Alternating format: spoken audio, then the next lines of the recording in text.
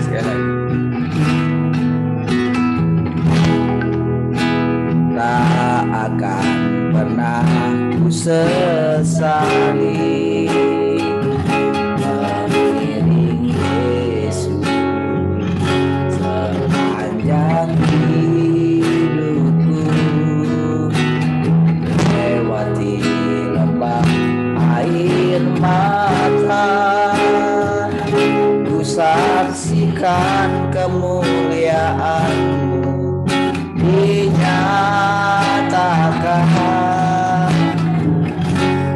Berapapun harga yang harus ku bayar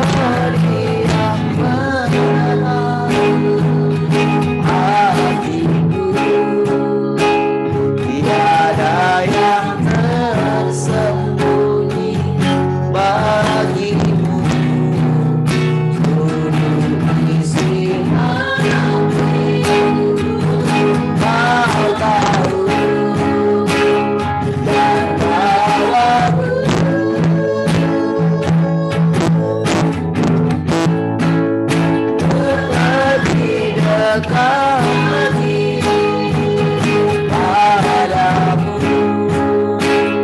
tinggal dalam indahnya dekapan kasih-Mu.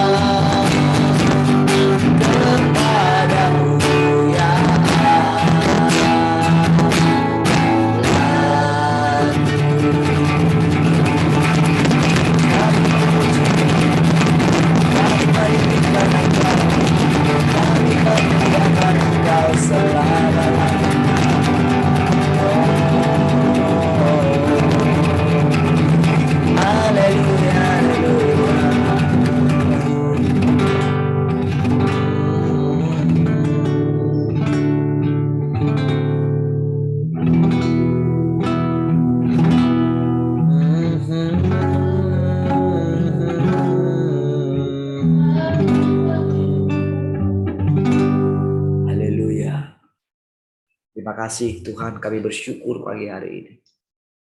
Engkau bangunkan kami dengan tubuh yang segar. Engkau menyegarkan roh kami, jiwa kami, bahkan tubuh kami. Engkau memandikan kami dengan firman-Mu yang adalah air yang hidup yang menyegarkan kami. Bukan sekedar air yang hidup, tapi air yang murni. Oh, yang sangat jernih. Terima kasih Tuhan. Kami sangat bersyukur. Oh, terima kasih. Engkau berdaulat di tengah-tengah kami. Oh, kami memuliakan Engkau. Kami meninggikan Engkau. Terima kasih Tuhan buat segala ketekunan-Mu. Dengan berbagai macam cara Engkau sudah melatih kami. Engkau sudah mengajar dan memperlengkapi kami. Terima kasih. Bahkan Engkau sendiri hidup menjelma di dalam kami. Terima kasih Tuhan. Terima kasih Engkau sedang mempersiapkan satu pasukan imam di hadapan. Oh, Engkau menjadikan kami menjadi soko guru, menjadi tiang di dalam rumah-Mu. Dan kami tidak akan beranjak lagi dari situ. Terima kasih. Kami menopang. Kami menjadi keseimbangan di dalam rumah-Mu. Terima kasih. Kalau Engkau boleh membawa kami, bahkan menjamin kami tetap tinggal di dalam Engkau. Engkau tinggal di dalam kami. Terima kasih, kami percaya doa-Mu pasti terjawab. Bahwa hidup kami dipisahkan dari dunia ini. Oh, tidak ditentukan menjadi orang-orang yang akan dihukum. Tapi ditentukan untuk dipersiapkan. Oh, untuk memerintah bersama-sama dengan Engkau. Terima kasih, walaupun ada banyak hal yang tidak kami mengerti. Atau Engkau terlalu cepat sepertinya bagi kami. Tapi kami percaya, asalkan kami mau. Oh, maka Engkau akan menolong kami, membimbing kami kepada seluruh kebenaran. Engkau adalah kebenaran itu sendiri. Terima kasih. Terima kasih. Engkau berikan kami roh hikmat dan wahyu untuk dapat mengenal Engkau dengan benar. Engkaulah roh hikmat bagi kami. Engkaulah roh wahyu bagi kami. Kami dapat mengenal Engkau karena Engkau tinggal di dalam kami. Terima kasih. Kami bersyukur. Haleluya. Mari sama-sama kita katakan, amin.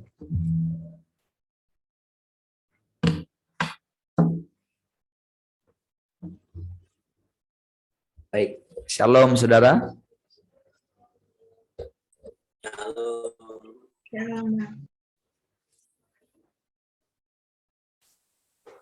Masih kurang lancar ya itunya ya. Shalom Esther. Shalom Tuhan.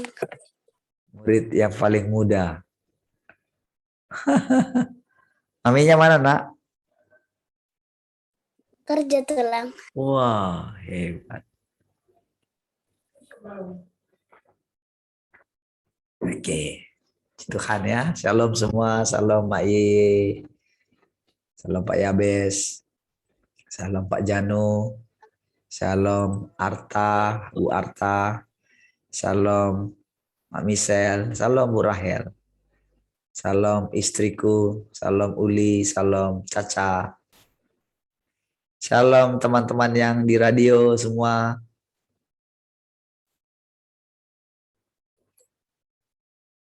Ya. Lebih banyak di radio ya. Ya, shalom Pak Nanser di radio. Siapa lagi? Shalom Alexa, shalom Henny. Siapa lagi? Mak Gwen. Shalom Mak Tian. Shalom Tulang Glory, si Hombing. Ya, semua sudah saya sapa ya. Paling Pak Lunggu juga sudah hadir ya. Shalom Henny. Ya, baik. Shalom Pak Lunggu ya. Ya, puji Tuhan saudara. Baik. Lebih banyak di radio ya. Apa karena memang ini masih nge-lag juga ya, jadi nggak apa-apa di radio. Ya. Baik. Puji Tuhan, saudara. Kita sudah sampai hari keberapa ini? 226, 227 ya, saudara. Bisa saja saudara tidak selalu tepat 1335 karena memang waktu berjalan cepat sekali. Ya. Tapi memang dalam hati saya saudara bahwa bisa mencapai demikian ya.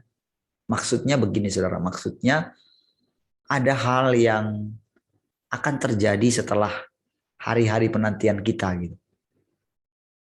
Nah, saudara, hari-hari itu saudara ditentukan oleh seberapa siap kita saudara.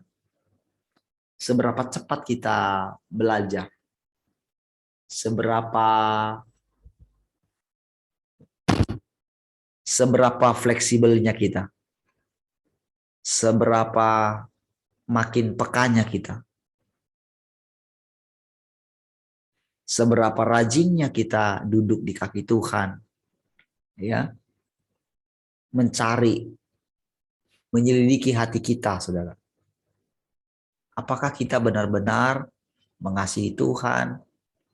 Apakah yang kita ucapkan dengan mulut kita itu selaras dengan yang ada di hati kita? Ya. Apakah benar-benar kita mau menanggung bebannya Tuhan? Pikullah kuk yang kupasang. Kuk yang kupasang itu enak katanya ya. Dan bebanku pun ringan katanya. Ya.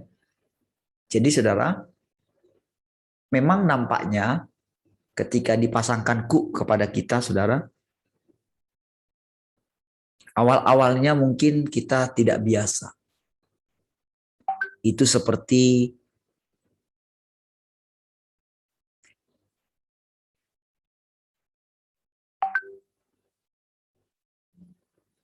orang yang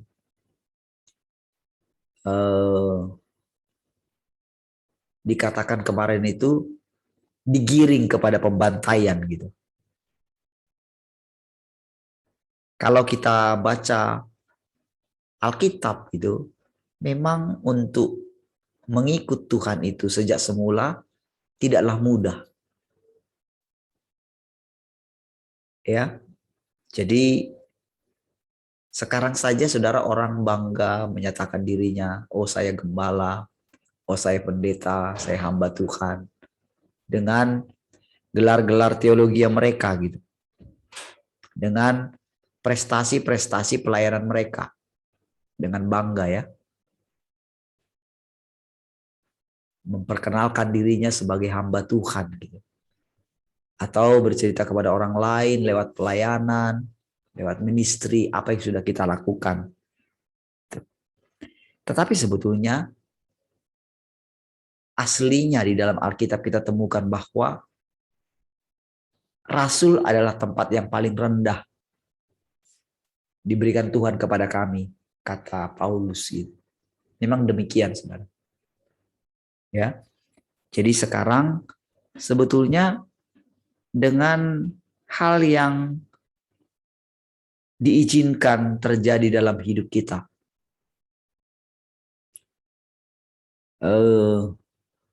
Kita menjadi tidak bebas dalam hidup kita. Kalau kepercayaan orang pada umumnya bisa meminta sesuatu kepada Tuhan. Kalau selama ini banyak orang memanfaatkan Tuhan, gitu ya. Mungkin selama ini masih ditolerir dan mungkin kita masih melihat orang-orang yang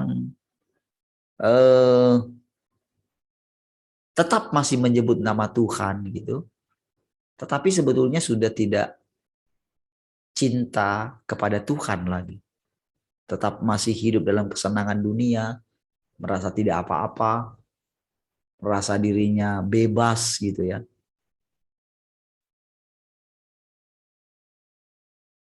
Merasa bisa menikmati dunia ini gitu. Dan merasa tetap mengasihi Tuhan. Mungkin hal itu membuat kita merasa seperti Asaf gitu. Kok mereka gemuk-gemuk, kok mereka tetap saja tidak ada yang terjadi apa-apa dengan mereka. Mereka sehat-sehat, malah mereka bebas, tidak ada kena penyakit mereka. Nah, hal itu memang juga diizinkan Tuhan. Ya, terjadi supaya apa, saudara? Untuk juga menguji kita gitu loh. Apakah kita di tengah keadaan yang seperti itu tetap mengasihi Tuhan gitu. Tetap fokus kepada Dia, tidak tergoncangkan imannya, tidak terpengaruhi gitu.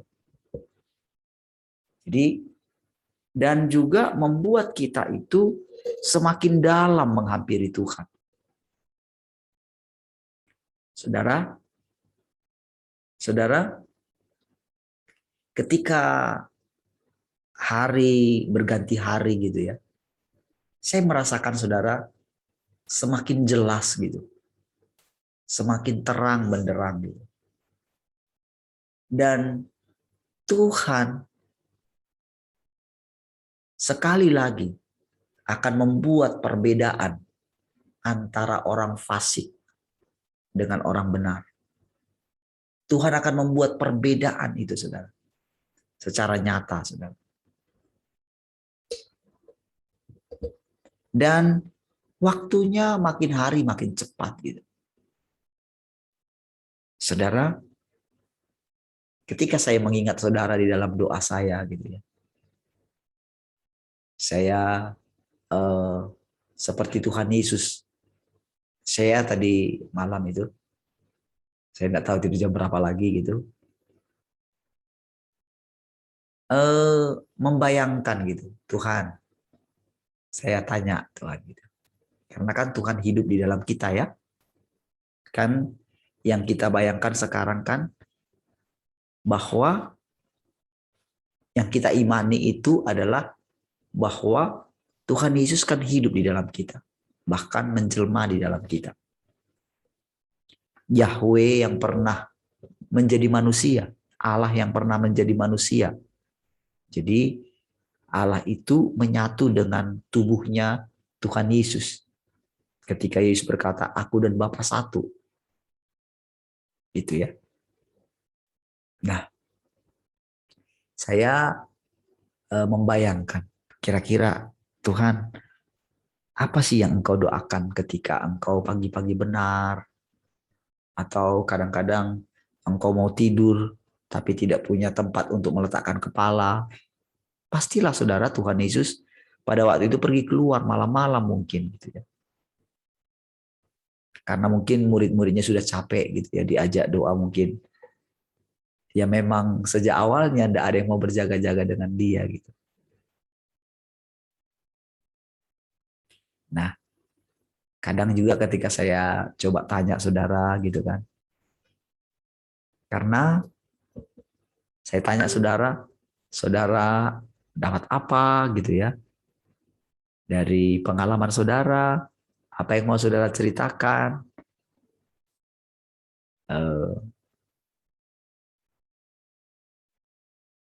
Ya tidak langsung lah gitu ya, ada yang mau disampaikan gitu. Kalau ada pun saudara jadi takut gitu ya, jangan-jangan nanti salah gitu. Saudara,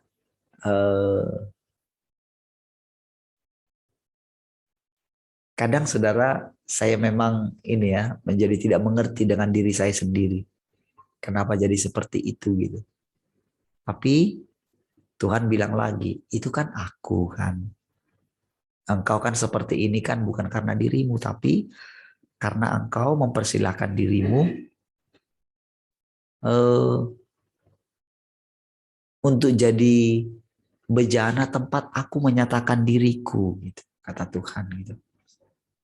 Jadi memang karena belum terbiasa gitu ya, belum terbiasa dan memang belum pernah mendengarkan orang langsung bicara seperti ini gitu ya.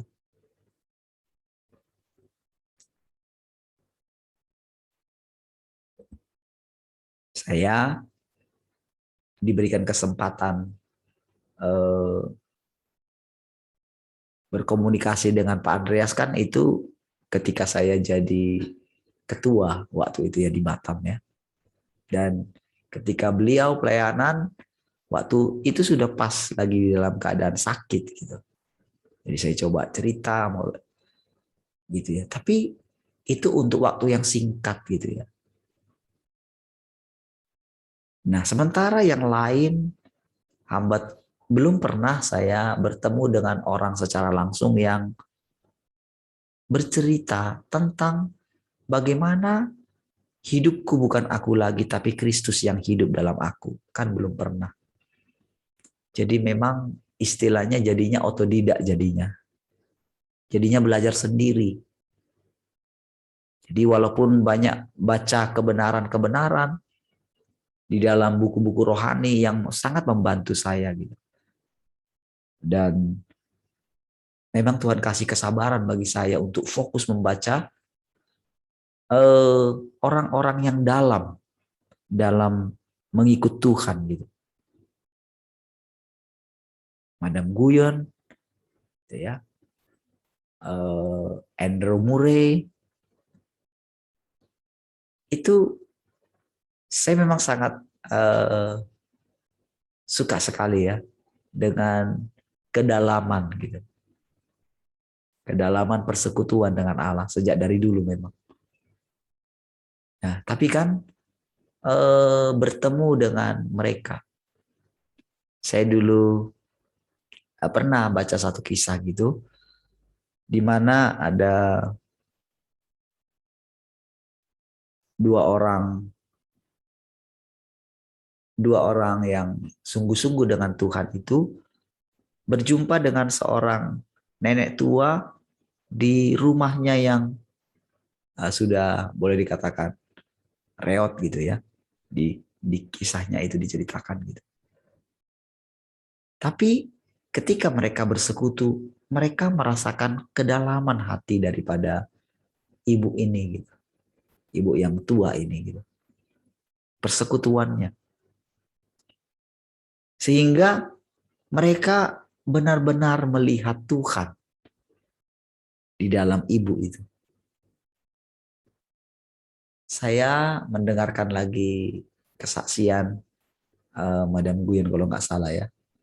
Bagaimana dia benar-benar bisa intim dengan Tuhan.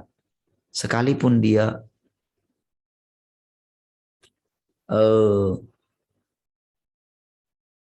mencuci piring dengan sangat sibuk sekali. Bahkan ada seorang ibu yang punya anak banyak gitu. Di tengah ributnya anak-anaknya gitu, dia hanya mengambil seperti kain gitu ya. Dia tutupkan mukanya gitu supaya dia tidak terganggu dengan anak-anak yang sangat bising gitu ya. Anak-anaknya yang sangat bising. Dan dia bisa bersekutu dengan Allah di tengah kebisingan itu. Jadi saudara, saya memang dibekali dengan yang seperti itu. Saya percaya saudara, Tuhan yang membawa saya bisa membaca buku-buku rohani tersebut. Itu buku pengalaman-pengalaman yang lama-lama gitu ya. Bahkan bagaimana Benny Hinn itu awalnya pelayanannya itu adalah karena dia bersekutu dengan biarawati gitu, yang sangat intim dengan Tuhan. Jadi di kesaksiannya itu dia itu terinspirasi dengan keintiman mereka dengan Tuhan gitu. Jadi saudara, kisah-kisah yang seperti itu, lalu kisah para nabi-nabi yang berikutnya yang saya baca bukunya gitu. Ya, bagaimana mereka mendapatkan penyataan-penyataan roh, dibawa eh, masuk dalam sidang ilahi. Itu ada beberapa hamba-hamba Tuhan seperti Bob Jones gitu ya, yang dia tahu ini Tuhan sedang datang ini. Lalu disaksikan kepada rekannya yang lain. Kamu tahu nggak kemarin Tuhan datang? Jadi datangnya itu maksudnya bukan hadirat yang kita miliki, tapi datang dalam bentuk fisik gitu. Jadi itu kisah-kisah seperti itu, saudara, itu membangun di dalam hati saya satu kerinduan ingin ngalami Tuhan itu sendiri. Itu yang membangun saya sehingga saya bisa membedakan, saudara. Apa itu melihat Tuhan yang sekarang dengan yang saya bayangkan, yang saya pelajari itu, saudara, dari kisah para hamba-hamba Tuhan itu. Ya, bahkan ngalami juga yang namanya hadirat Tuhan. Seperti yang saya ceritakan sama saudara, dipegang pundak saya di belakang gitu ya. Ketika saya bilang, Tuhan, buatlah sesuatu supaya saya nggak bosan ketika saya sakit yang panjang gitu. Buatlah sesuatu. Karena saya sudah menyerah gitu ya. Karena saya sudah melakukan praktek berbagai macam hal gitu ya. Supaya saya sembuh gitu ya. Sampai saya bilang sama Tuhan, apa sih untungnya Tuhan kalau saya sakit seperti ini gitu. Bosan sekali gitu. Kan kalau saya sembuh, saya bisa melayani Engkau, saya bisa ya menceritakan kepada orang lain bahwa Engkau nyata. Kalau saya sembuh dengan mujizat, saya bisa menceritakan kepada orang lain dan bisa menguatkan iman orang lain. Itulah pikiran saya. Tapi ternyata Tuhan harus taklukkan saya, harus benar-benar mengalami yang namanya kelemahan tubuh itu, saudara. Sehingga disitulah saya mengalami banyak hal, saudara. Sampai seperti yang saya katakan, saudara, masuk ke ruang kudus yang ada di sorga gitu ya. Seperti yang saya ceritakan gitu ya. Seperti hal yang kita alami sekarang, saya sudah alami dulu bersama dengan Tuhan. Disambut oleh Tuhan ketika waktu itu tangan saya terkilir ya, ketika apa namanya kayak lepas gitu ya. Ketika saya jatuh gitu ya dari kerja gitu. Dan bagaimana waktu di penglihatan itu benar-benar saya lihat Tuhan pegang tangan saya gitu. Dan saya merasakan tetesan air mata Tuhan gitu. Gak tahu kok bisa sampai seperti itu ya. Lalu dia bilang, sini dulu kita ngobrol gitu. Ada meja yang bundar gitu ya. Dua tepat gitu di samping saya. Kita ngobrol sampai kita menunggu yang lain katanya gitu. Jadi pada waktu itu saya masuk ke satu rumah gitu kan. Itu di luar itu gelap gitu. Tapi saya lihat sih banyak sendal gitu kan. Jadi tapi saya masuk.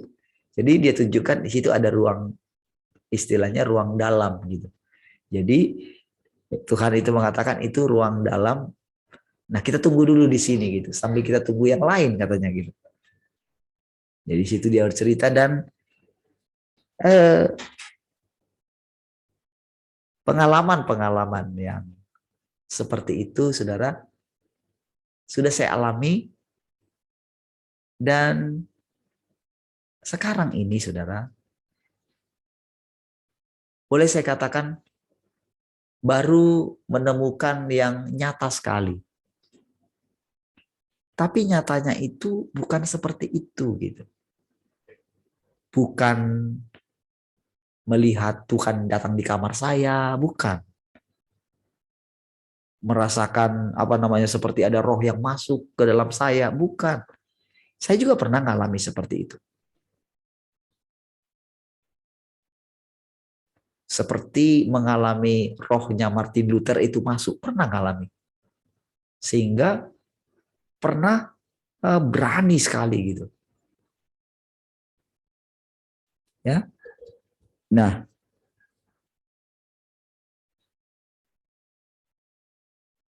yang saya alami selama 200 hari lebih ini ya, itu bukan seperti itu gitu. Tetapi kehadiran Tuhan kali ini sangat nyata sekali lewat firman-Nya. Jadi firman-Nya ini pun saudara ternyata kualitasnya berbeda sekali.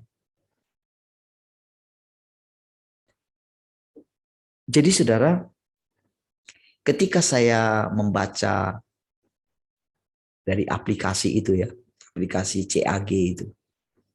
Jadi firman Tuhan ketika dia ada di tengah-tengah jemaat itu. Itu semua itu saudara, itu benar-benar kayak membaca benar-benar seperti langsung pribadi Tuhan itu yang berbicara. Saya belum pernah menemukan satu tulisan yang seperti itu.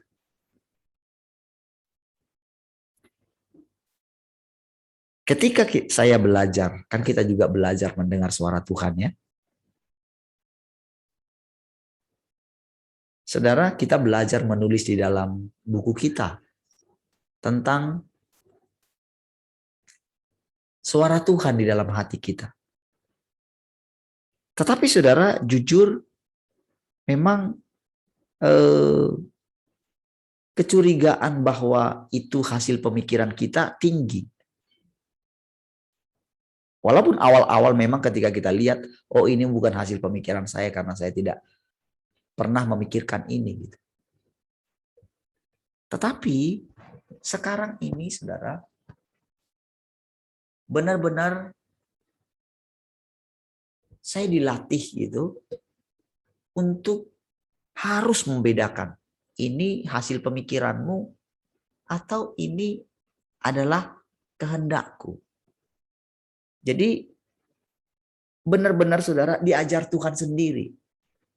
Tapi ingat sekali lagi, bukan seperti yang kemarin, seperti yang dialami orang, dia datang langsung di kamar saya misalnya begitu. Seperti juga yang dialami oleh teman-teman yang ada di Kupang. Katanya Pak Andreas sendiri yang datang kan di kamarnya. Ada banyak cerita yang kita peroleh seperti itu. Tetapi ini bukan hal-hal yang supranatural seperti itu.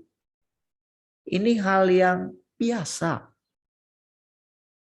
Bersekutu dengan firman, tapi dia sangat nyata sekali. Bahkan saya boleh merasakan dia melatih.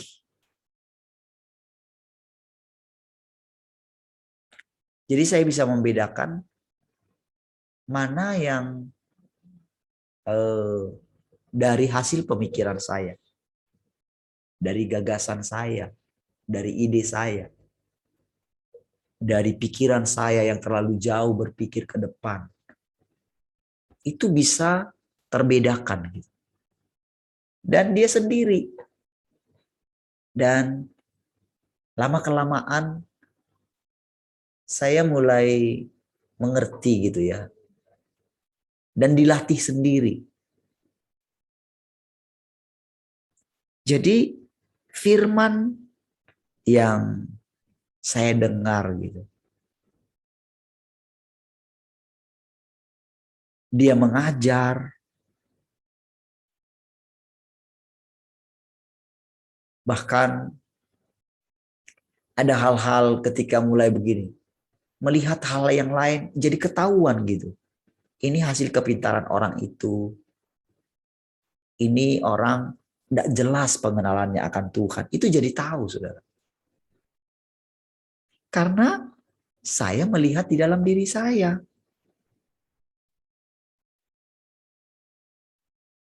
Jadi kebanyakan kan para khotbah, orang-orang mungkin yang terkenal kalau kita lihat di YouTube, kebanyakan itu dari mereka menyampaikan nubuatan juga apa yang akan terjadi. Itu semua saudara ekspektasi yang sudah, boleh saya katakan udah basi lah kayak gitu. Dia dapat penglihatan ini, itu termasuk juga dulu guru-guru profetik saya saudara. Sekarang lagi naik daun gitu ya.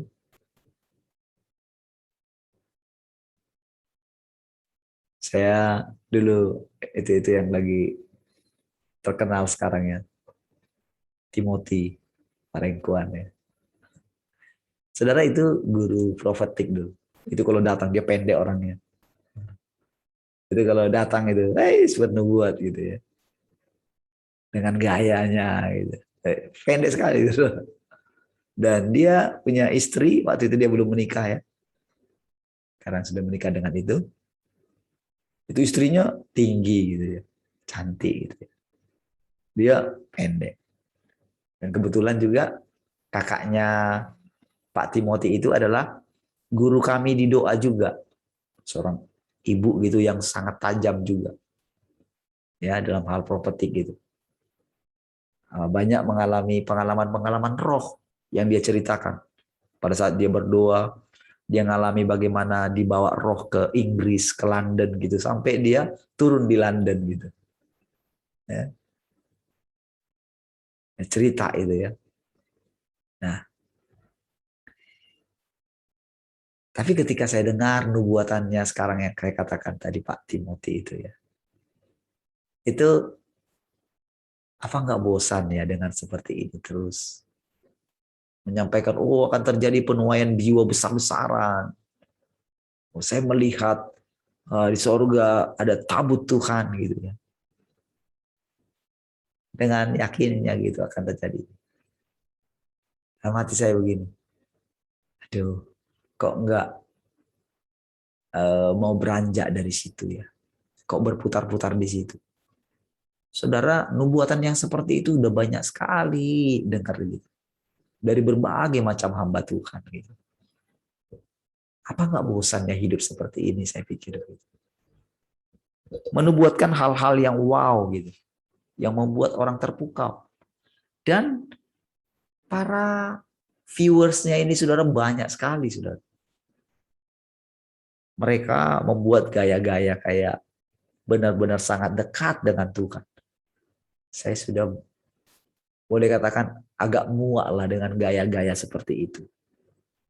Munafik gitu. Seolah-olah membuat dirinya wow di hadapan manusia. Dengan nubuatan-nubuatan yang berbau rohani gitu.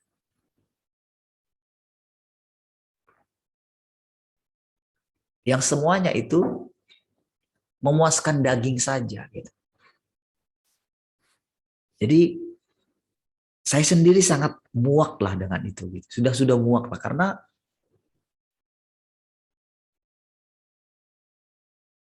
sudah menemukan kekeringan di situ. Gitu. Itulah yang membuat dulu saya sampai buku-buku doa saya dulu saya bakar gitu ya. Ketika Tuhan bawa lagi kita itu tidak mengajarkan buku pemuritan, itu pun sesuatu hal yang menurut saya aneh bin ajaib. Gitu. Benar-benar sampai bisa seperti itu kan, itu aneh gitu. Seolah-olah kacang lupa akan kulitnya. Gitu. Tapi saya, sudahlah, Tuhan kok yang bawa hidup. Dan makin hari saudara makin teguh. Ketika saya doakan, ketika saya tanya Tuhan tadi ya, kembali ke laptop ya. Ketika saya tanya Tuhan gitu.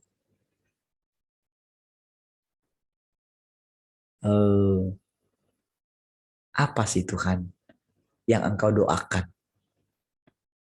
Ketika engkau pergi malam-malam, ketika engkau bangun pagi-pagi benar, engkau sudah berdoa. Apa sih yang engkau pikirkan Tuhan pada waktu itu? Gitu. Saya membayangkan, apakah Tuhan dulu seperti ini ya? Membayangkan Allahnya, Bapaknya gitu ya. Memfokuskan hatinya. Saudara, di dalam hati saya bilang iya. Gitu. Karena aku itu sebetulnya sama seperti engkau sekarang ini.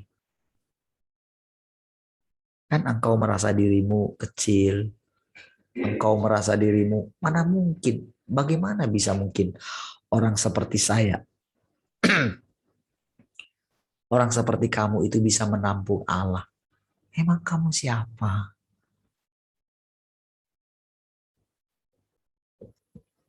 Apalagi ketika saya melihat dalam diri saya, mungkin kesombongan, arogan, emosi masih kelihatan.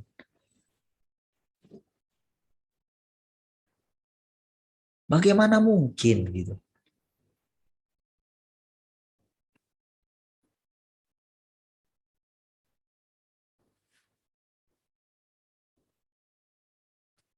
Saya merasakan kesendirian Tuhan pada waktu itu, saudara.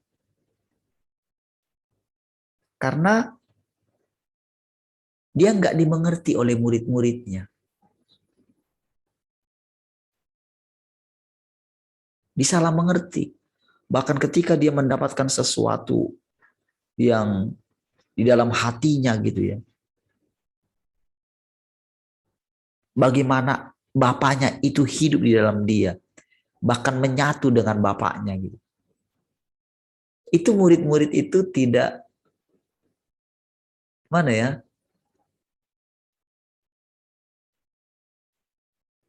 tidak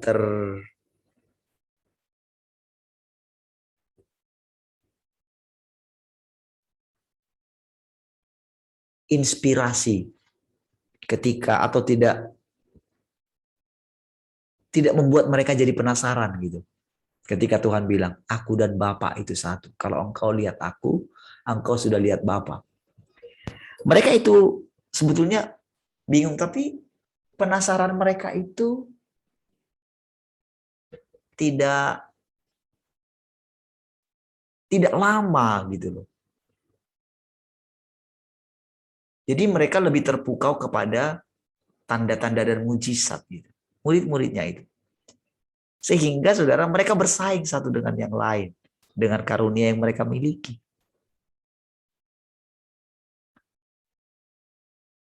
Sampai Tuhan bilang, sekarang ini kamu belum dapat menanggung perkataan-perkataanku hari ini. Tapi nanti ketika aku pergi dan Roh Kudus itu turun kepada kamu, kamu akan bisa menanggung perkataan-perkataan itu. Ya. Nah, jadi ketika dia tidak menemukan di dalam diri murid-muridnya sesuatu yang penasaran gitu loh. Kok bisa guru kami ini seperti ini ya? Siapakah dia ini gitu? Mereka terlalu capek dengan pelayanan ya. Pergi bersama dengan Tuhan ini sudah capek keliling gitu ya.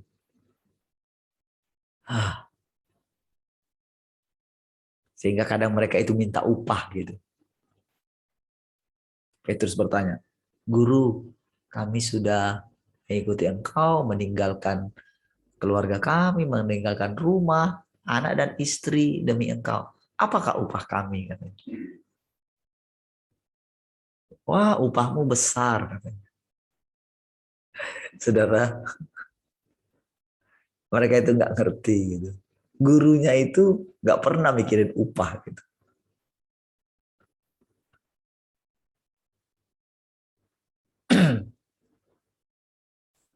Sekarang ini saudara, orang kan hitung-hitungan selalu dengan Tuhan.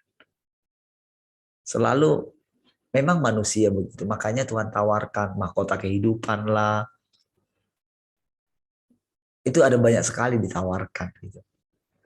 itu sebetulnya adalah untuk memancing. Memancing orang untuk datang kepada dia. Tetapi dia tahu bahwa nanti semakin dekat mereka dengan Tuhan, wah, mereka tidak akan pernah mikirin upah lagi. Yang mereka pikirkan adalah bagaimana mati sama seperti Tuhannya. Nggak mikirin upah lagi. Ketika mereka mendapatkan pelajaran tentang pengangkatan, mereka nggak mikirkan supaya mereka terangkat, bukan. Yang mereka pikirkan justru bagaimana hidup adalah Kristus. Jadi mereka nggak memikirkan kematian, bukan seperti yang sekarang orang bisa mempersiapkan diri untuk kematian. Enggak.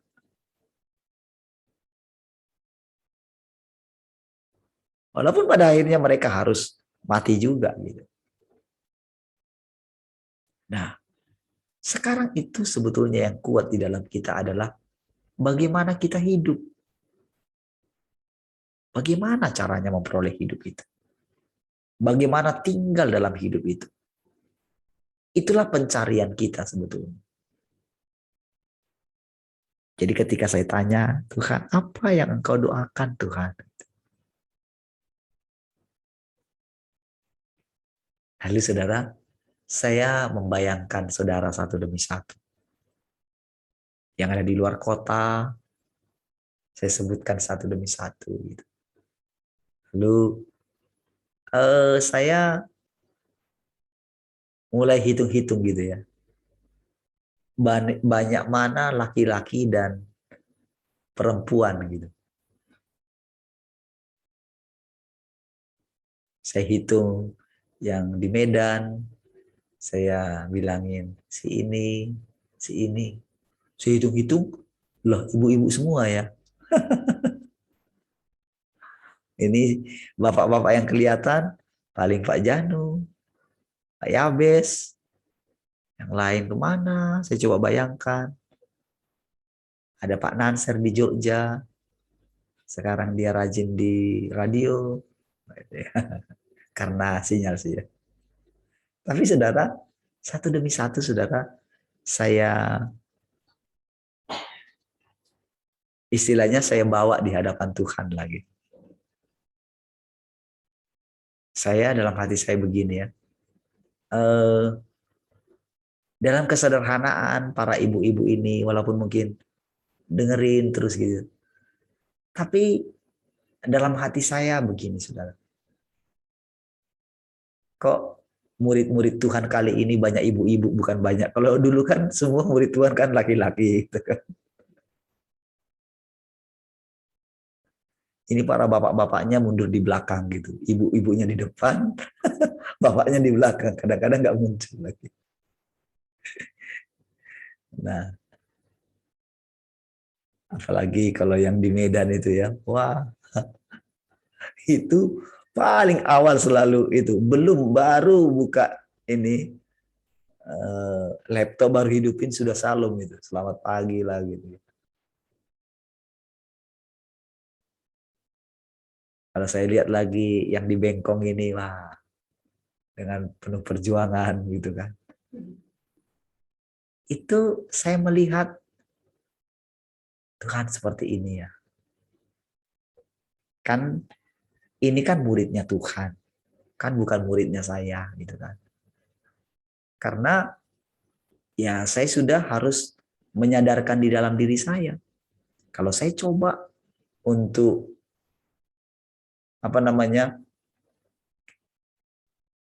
bersikap baik gitu. Mungkin bersikap gimana gitu ya, lemah lembut gitu ya. Saya tahu bahayanya saudara.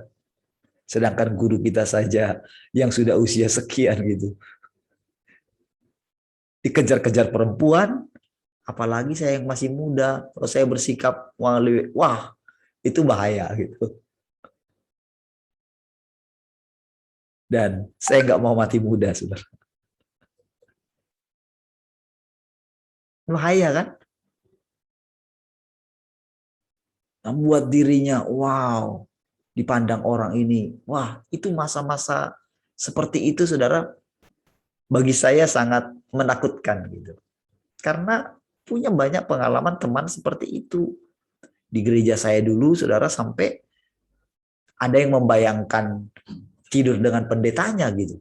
Itu sudah sering saya dengar kesaksian yang seperti itu. Jadi ketika saya dengar Pak Andreas sudah seusia itu pun dikejar ibu-ibu, bagi saya itu waduh, bahaya. Jadi saudara, puji Tuhan lah saudara, saya bisa marah-marah sama saudara. Ya, saya tidak, kalau saudara jadi membenci saya, gitu kan, bagi saya itu kayak jadi hal yang gimana ya, anugerah dari Tuhan. Istilahnya saya sudah nikmati lah gitu. Ya, itu menolong saya supaya saya tetap di dalam Dia. Makanya saudara, Tuhan itu kan mengambil rupa seorang hamba loh.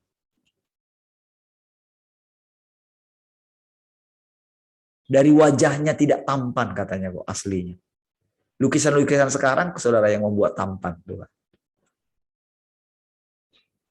Tapi ayatnya bilang, dia rupa seorang hamba, dia tidak tampan, semarak pun tidak ada. Ketika kita memandang dia, katanya, nggak ada keinginan untuk menginginkannya. Nah, jadi saudara, kalau para hamba Tuhan membuat dirinya wow, mungkin menyanyi di YouTube gitu ya, dengan wow. Kalau saya dengar hamba-hamba Tuhan misalnya yang wah sudah ini tampan gitu, keren gitu ya.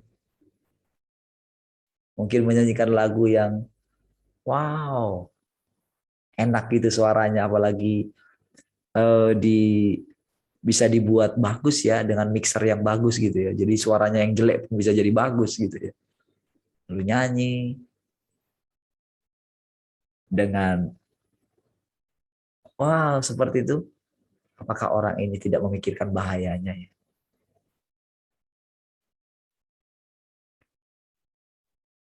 Saudara, ketika saya memikirkan hal itu, saudara, di dalam hati saya ada satu keyakinan yang sangat kuat sekali, saudara. Bahwa saudara semua, kalau tekun saja menantikan Dia, tekun duduk di kaki Tuhan, terus berkomunikasi dengan Dia, berbincang-bincang dengan Dia, maka hati Tuhan itu terpaut kepada saudara. Nggak bisa enggak, saudara. Dia selalu teringat kepada saudara. Jadi saudara, Tuhan itu menantikan setiap pagi seperti ini. Ya, ini adalah masa-masa yang hilang. Hubungan antara Tuhan dengan jemaatnya. Apa yang kita alami sekarang ini, saudara, sebetulnya adalah perjalanan kita memulai rumah tangga yang baru bersama dengan Tuhan. Iya. Disinilah kita proses pengenalan dari hati ke hati. Tetapi karena Dia yang duluan, kita ini diambil dari dunia ini gitu ya. Lalu kita didefinisikan ulang gitu. Kita seperti di restartnya Dia. Memang Dia menemukan di dalam diri kita itu yang membuat hatinya jengkel karena kita keras kepala dengan pendirian kita. Tetapi karena kita mau duduk di kaki Tuhan, maka saya merasakan begini, saudara. Dia itu diam-diam memberikan dirinya kepada kita gitu. Diam-diam gitu. Jadi untuk mengenal dia ternyata kita nggak bisa. Ternyata harus dia yang memanifestasikan dirinya di dalam kita supaya kita bisa mengenal dia. Seperti itulah prosesnya penyelamatan kita ini, saudara. Jadi ketika dia melihat saudara datang tiap pagi, walaupun kadang-kadang saudara nggak mengerti, kadang-kadang saudara jadi bingung, kadang-kadang saudara melihat, nggak benar ini, itu hasil pemikiran Bapak ini, gitu ya. Tahukah saudara, Tuhan sengaja juga mengizinkan itu. Jadi sekalipun itu dari diri saya gitu, itu telah dibuat Tuhan menjadi seperti dari dirinya. Jadi justru itu membuat kita itu mencari yang benar gitu.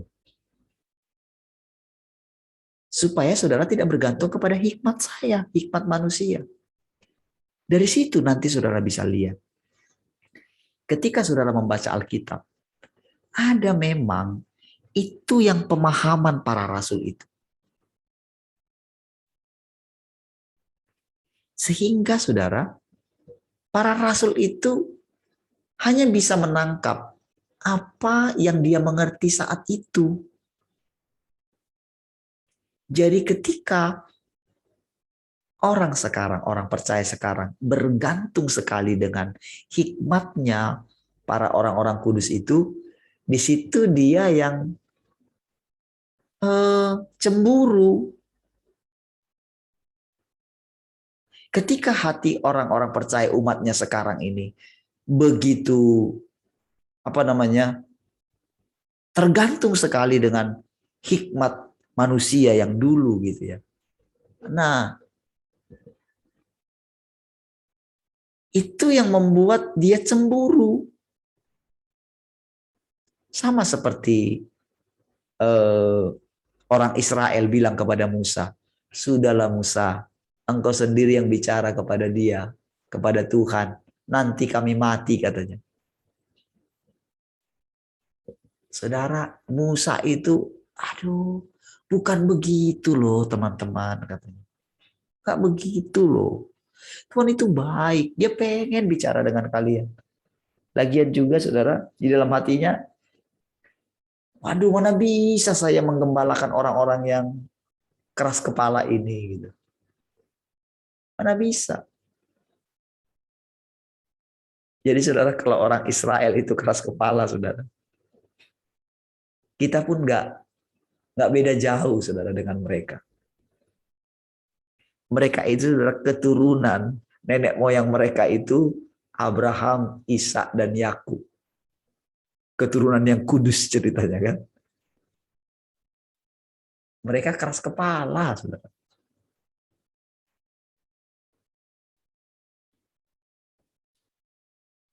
Jadi saudara, kalau dikatakan mereka keras kepala, nah, saudara, jangan sakit hati kalau Tuhan bilang kita itu ternyata kita keras kepala, kita bebal.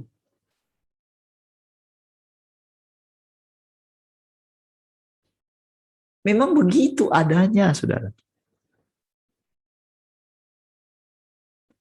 Jadi saudara, ketika saya mengetahui diri saya seperti itu, malas, tidak mau memperhatikan, tidak mau ingin berubah dari hidupnya, pengennya pokoknya hal-hal yang lahiriah, pengennya menikmati berkat-berkat dunia, pengennya diterima orang, gak dibenci orang. Jadi ketika Tuhan bongkar itu buat semua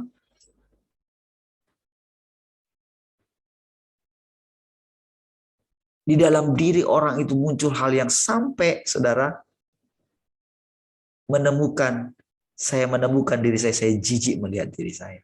Dalam arti begini, jadi ketika saya ngomong, jadi begitu dengar lihat itu dari diri saya, itu rasanya nggak mau dengerin gitu. Tapi saudara, Tuhan Pak Said saya dengerin. Ini loh dirimu nak. Nggak usah poles. Aku yang dandanin kamu. Saudara, para hamba Tuhan banyak memoles dirinya sebenarnya. Dengan kata-kata yang lembut, kata-kata yang manis, dengan bahasa-bahasa asli. Itu orang yang belum berjumpa dengan terang yang sangat terang. Belum mengerti wataknya aslinya Tuhan. Yang apa adanya. Tuhan nggak peduli ketika ada orang berjualan di bait suci. Apakah setelah dia dibongkar bangkirkan, apakah mereka berhenti berjualan? Tidak. Besoknya mereka pasang lapak lagi kok. Apakah Tuhan membongkar bangkirkan lagi? Tidak. Dia nggak bongkar bangkirkan lagi, saudara.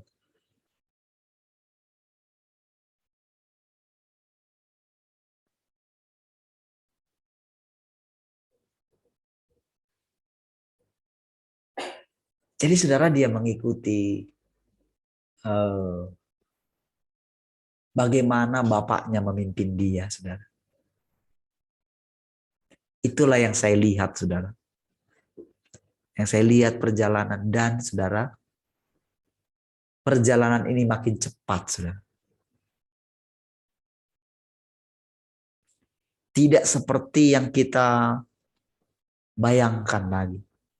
Karena begini, saudara, Tuhan bilang begini.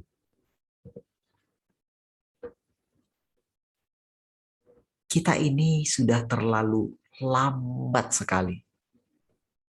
Dunia ini, orang-orang dunia, mereka sudah berlari sangat cepat sekali. Dan mereka hampir sampai di puncaknya. Jadi kita ini yang menamakan dirinya orang percaya ketinggalan jauh sekali. Dalam penemuan kita akan Tuhan. Penemuan mereka akan segala sesuatu di dunia ini. Penemuan mereka akan iblis yang menawarkan harta dunia ini, kemegahan dunia ini. Itu mereka sudah hampir menemukannya. Jadi begini, saudara. Tokoh antikris sejati itu sudah hampir ditahbiskan.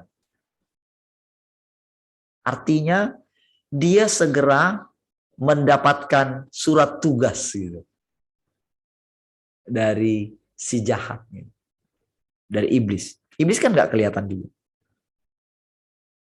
Walaupun mereka mengatakan ritual-ritual itu hal-hal yang. Tapi intinya benar-benar bagaimana si manusia itu menikah, dalam arti begini, saudara. Kan dia meniru apa yang Tuhan lakukan. Kan perkawinan anak domba kan sudah terjadi. Perkawinan anak domba. Tetapi saudara, untuk sampai kepada puncaknya, di mana semua tubuh Kristus dinikahkan dengan Tuhan, kan belum. Jadi setiap orang kudus yang kembali kepada Tuhan, jadi makanya Kitab Wahyu mencatat ada perkawinan anak domba itu sudah terjadi. Makanya undangan-undangan, berbahagialah orang yang diundang. Sudah diundang semua. Jadi sudah ditemukan orang yang tidak pakai pakaian pesta itu sudah terjadi. Kita saja yang tidak mengerti karena terlalu lambat kita belajarnya. Lambat sekali, saudara. Kita terlalu sibuk dengan pelayanan sih. Terlalu sibuk dengan hal-hal luaran gitu. Kita nggak tahu tentang waktu. Ada banyak hal, saudara, kita ini ketinggalan jauh. Jauh sekali kita ketinggalan daripada Tuhan gitu. Tapi kita merasa kita mengenal Tuhan gitu. Merasa mengenal dekat dengan Tuhan, merasa hidup baik-baik saja. Sehingga ketika kita seperti dipecut rasanya, kaget gitu. Padahal saudara, karena Tuhan mengasihi kita.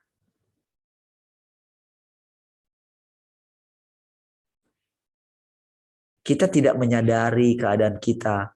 Kita punya banyak sekali hutang. PR kita banyak sekali.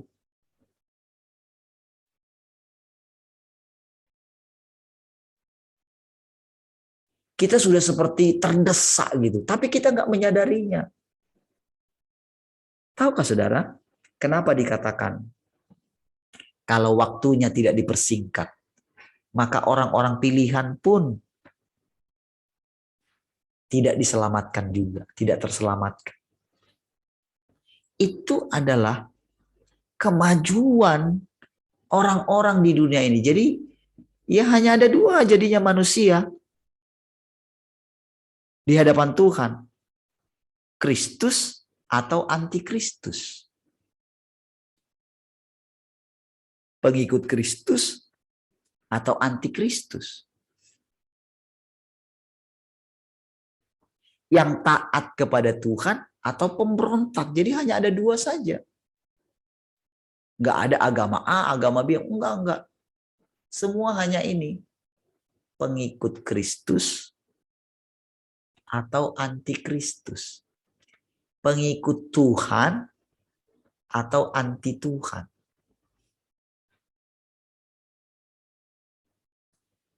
Saudara, antikris itu apa? Yang tidak mengakui bahwa Kristus itu telah menjadi manusia.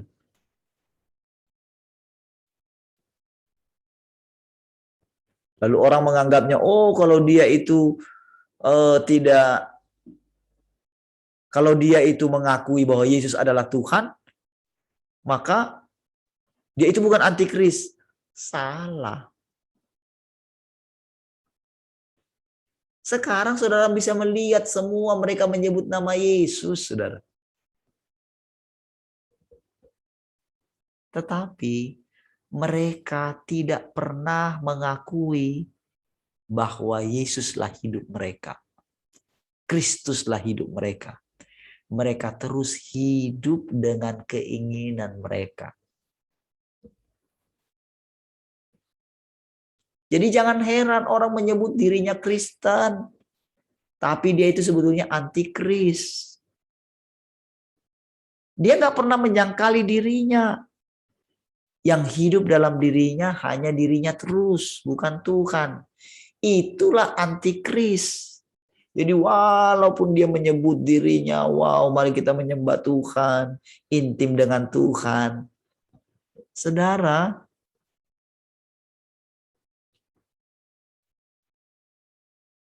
hari Tuhan akan menyatakannya.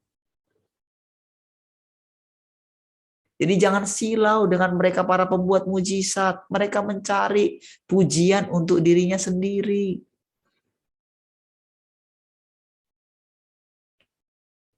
Jangan terpukau dengan mereka. Yang mungkin, wow, jadi kata-kata mereka sekarang yang didengar. Sampai nanti mereka itu bilang kepada jemaatnya, nggak apa-apa, terima saja nanti cap itu nggak apa-apa. Ada kuasa dalam nama Yesus.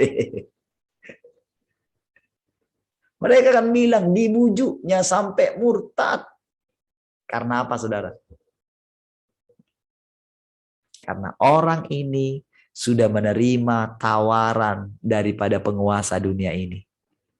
Di mana seluruh dunia ini diberikan kepada dia. Tahukah saudara?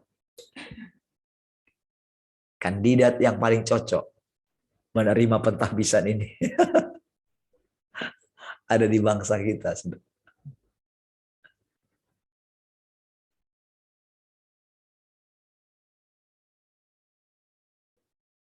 kandidat yang paling cocok. Itu sebabnya saudara, banyak orang mengatakan kebangunan rohani terjadi yang besar yang akan membawa, katanya. Mereka menubuatkan itu. Itu betul memang. Tapi jangan salah. Setiap kali terjadi,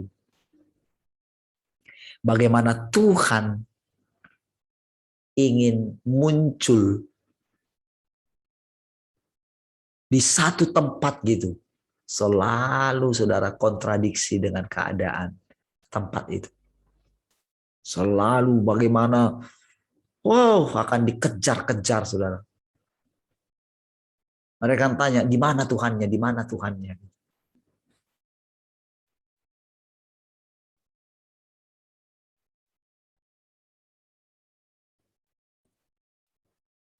Akan dikejar-kejar lagi seperti itu. Tapi ingat, kali ini saudara tidak perlu takut sedikit pun.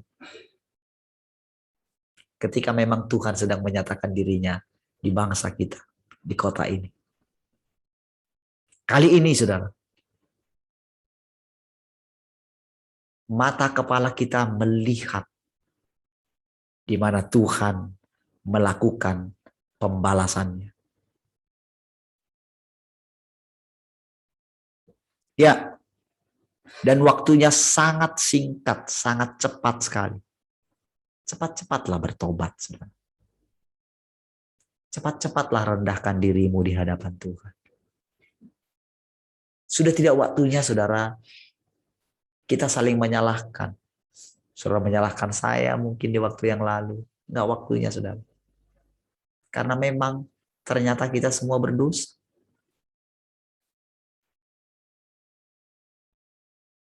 Saudara, ketika saya menyatakan kebenaran, ketika Paulus menyatakan kebenaran yang sesungguhnya, dia menjadi musuh daripada murid-muridnya, saudara. Tapi saya percaya, saudara, seperti doa Tuhan Yesus, pada akhirnya saudara pun akan mengenal Tuhan yang sesungguhnya. Itulah harapan Tuhan Yesus untuk murid-muridnya. Dia berdoa kepada Bapaknya untuk murid-muridnya, supaya mereka menjadi satu, sama seperti kita adalah satu. Jadi ketika dikatakan mereka, saya di sini termasuk di dalamnya, saudara. Ketika saya tanya kepada Tuhan itu, saya berdoa gitu ya. Kan saya ada di dalamnya, kan ada Tuhan di dalam kita, kan saya ada di dalamnya itu.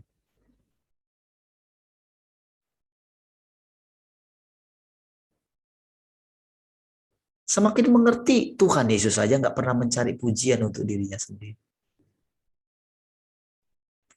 Jadi saudara, ketika saya nampaknya seperti mencari pujian untuk diri saya, saudara, saya tahu. Tapi saya datang sama Tuhan gitu. Maksudnya gini, ya gimana memang kamu hidup dalam saya, terus gimana? Saya pun nggak tahu lagi, entah engkau yang bicara, entah aku yang bicara. Saya pun nggak tahu kan Tuhan.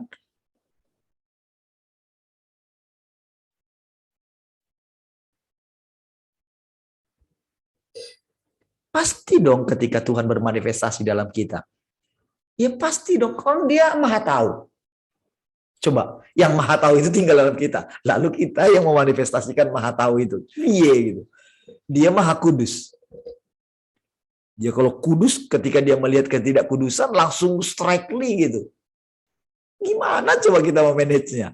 Kita istilahnya di luarnya gitu kan. Jadi yang terbaik, apa yang kita lakukan? Ya menyatulah dengan dia.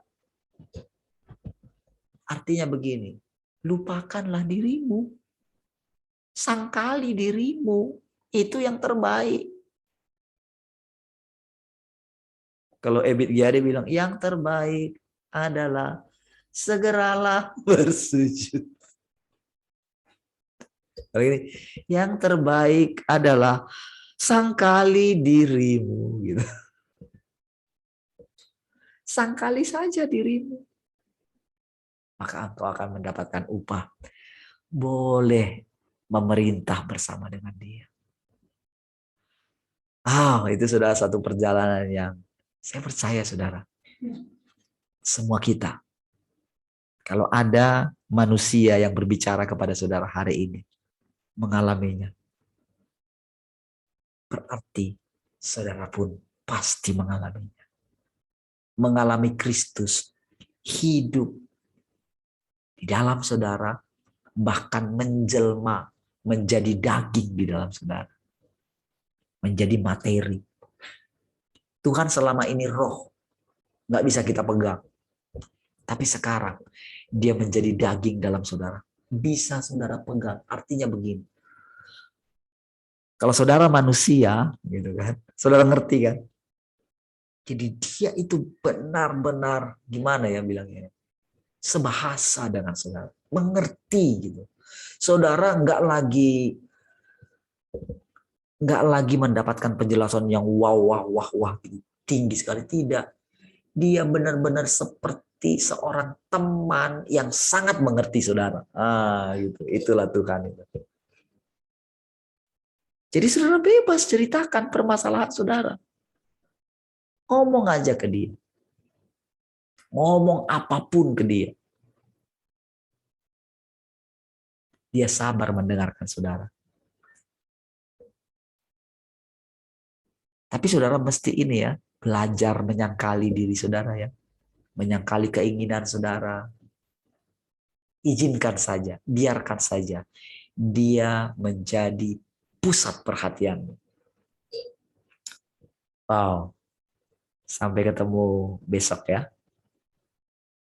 Puji Tuhan saudara, mari kita berdoa.